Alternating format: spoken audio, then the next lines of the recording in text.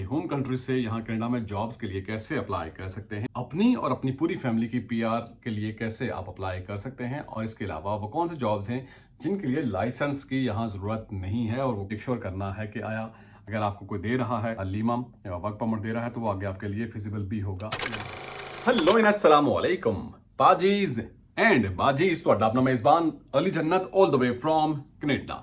आज की वीडियो में हम बात करेंगे कि आप अपने घर बैठे होम कंट्री से यहाँ कनाडा में जॉब्स के लिए कैसे अप्लाई कर सकते हैं और अपनी पूरी फैमिली की पीआर के लिए कैसे आप अप्लाई कर सकते हैं, और इसके अलावा वो कौन से जॉब्स हैं जिनके लिए लाइसेंस की यहाँ ज़रूरत नहीं है और वो कौन सी जॉब्स हैं जिनके लिए आपको यहाँ की स्टडी और लाइसेंस चाहिए होता है। और डायरेक्ट पीआर के हवाले से बहुत दोस्तों ने सवाल किया, तो डायरेक्ट पीआर हासिल करने के लिए क्या चीज़ ज़रूरी है, और मोस्ट इंपॉर्टेंटली आप जॉब सर्च करना चाहते हैं तो कैसे आप जॉब सर्च कर सकते हैं, इस पर भी हम बात करेंगे।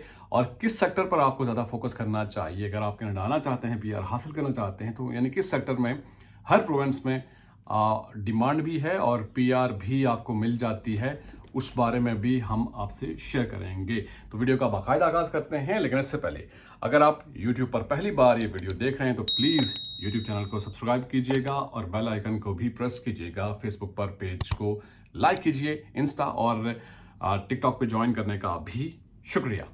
तो सबसे पहले मैं आपसे शेयर करता चलूँ कि कनाडा में तकरीबन 20% जॉब्स हैं जिनके लिए आपको लाइसेंस चाहिए होता है या यहाँ की स्टडी चाहिए होती है। बाकी जो रिमेनिंग नॉन रेगुलेटेड जॉब्स हैं उनके लिए आपको लाइसेंस नहीं चाहिए होता यहाँ कनाडा से। तो सबसे पहले मैं आपसे लिस्ट शेयर कर देता हूँ वो जॉब्स जिनके लिए आपको लाइसेंस या यहाँ की स्टडी चाहिए होती है। कैनेडियन होता है जैसा कि इलेक्ट्रिशियन हो गया, फिजिशियन हो गया, कारपेंटर हो गया, नर्स, या आप टीचर हैं, वेल्डर हैं या अकाउंटेंट हैं, इसके लिए आपको यहाँ से लाइसेंस चाहिए होता है, यहाँ की स्टडी चाहिए होती है।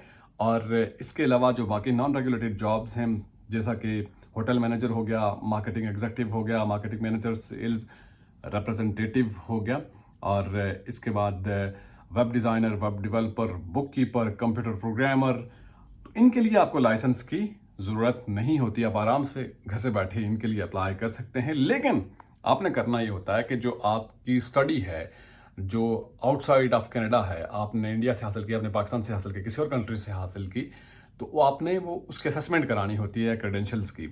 यहाँ कैनेडियन गवर्नमेंट की जानिब से और IRCC की जानिब से जो ऑर्गेनाइजेशन हैं जो मुतय्यन की गई हैं, उनका ये काम, उनको गवर्नमेंट फंड भी करती है। उनका ये काम है कि जो आपका एक्सपीरियंस है और जो क्रेडेंशियल्स हैं उनको असेस किया जाए कि ताकि वो आपका जो एक्सपीरियंस रेलिवेंट है या नहीं, वो ये मुतय्यन करते हैं। जब आप उनको अप्रोच करते हैं तो आपके क्रेडेंशियल्स को चेक करने के बाद वो देखते हैं कि क्या आप काम एलिजिबल हैं काम करने के लिए या पीआर के लिए या यहाँ स्टडी के लिए, तो वो डिटर्मन करते हैं।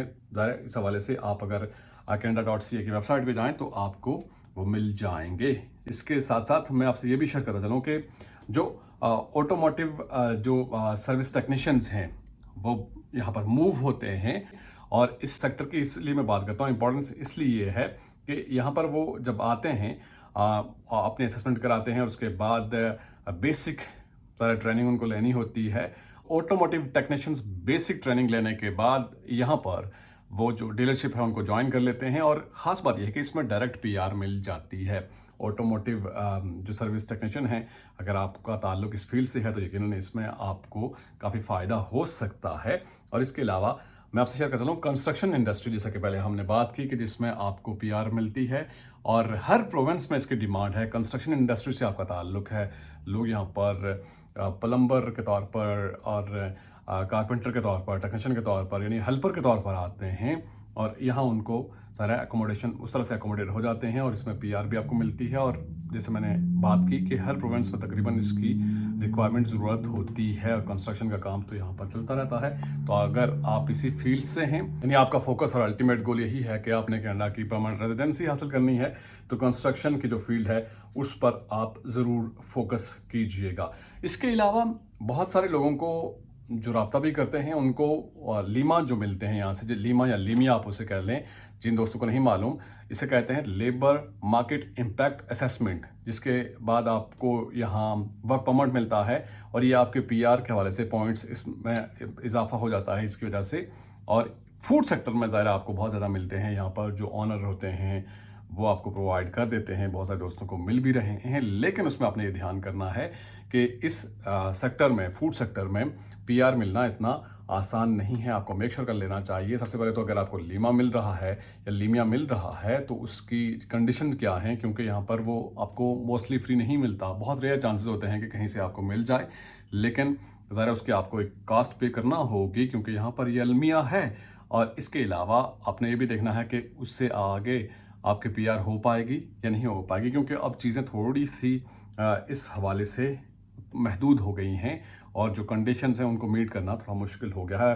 एक्सेप्शंस हैं, लेकिन आपको थोड़ा सा मेक श्योर करना है कि आया अगर आपको कोई दे रहा है लीमा या वर्क परमिट दे रहा है तो वो आगे आपके लिए फिजिबल भी होगा या नहीं होगा। इसके बाद कुछ दोस्तों ने कहा कि हमें डायरेक्ट कनाडा आना है पीआर पे, उसके लिए क्या तरीकाकार है। उसके लिए एक ही तरीका है कि सबसे बड़ी जो रिक्वायरमेंट है जो लोगों को नहीं मालूम होती वो ये है कि आपके पास इंग्लिश लैंग्वेज का जो टेस्ट का रिजल्ट होना चाहिए, या तो आइल्स जनरल आपके पास होना चाहिए या सेल्फ होना चाहिए। ये बेसिक रिक्वायरमेंट है। इसके अलावा आप बगैर आइल्स के आ सकते हैं। वो वाहिद तरीका है कि आप टूरिस्ट वीज़ा पे या विजिट वीज़ा पे आते हैं तो उसके लिए आपको किसी किस्म के इंग्लिश जो लैंग्वेज टेस्ट है उसकी ज़रूरत नहीं होती। लेकिन इसके अलावा अगर आप किसी ट्रेड में आना चाहते हैं, जॉब हासिल करना चाहते हैं, तो ये बेसिक रिक्वायरमेंट होती है जो आपको हर हाल में चाहिए ही है। तो सबसे पहले अगर आपके पास इंग्लिश टेस्ट होगा, आइल्स या सेल्फ होगा, तो फिर चीज़ें आपके लिए आसान होंगी। इसके अलावा अगर आप कनाडा आने के ख्वाहिशमंद हैं और आपका ताल्लुक आईटी सेक्टर से है, हेल्थ केयर से है या कंस्ट्रक्शन की फील्ड से है, तो डेफिनेटली आपको फ़ायदा हो सकता है यहाँ कनाडा में।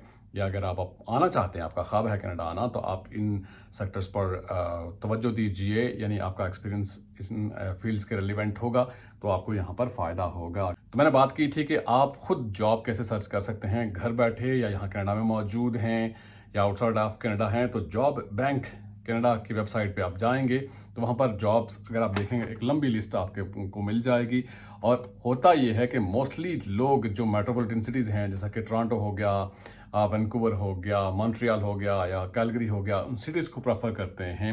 वहाँ पर ज़्यादा कंपटीशन भी होता है, लोग ज़्यादा होते हैं और जॉब की उस तरह से फुलफिलमेंट ज़्यादा जल्दी हो जाती है।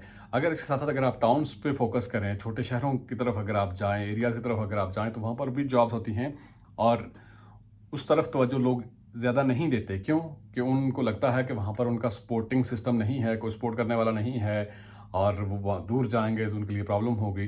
तो अगर आप थोड़ा सा रूरल एरियाज़ और टाउन्स की तरफ अगर आप तवज्जो देंगे तो आपको जॉब मिलने में आसानी होगी।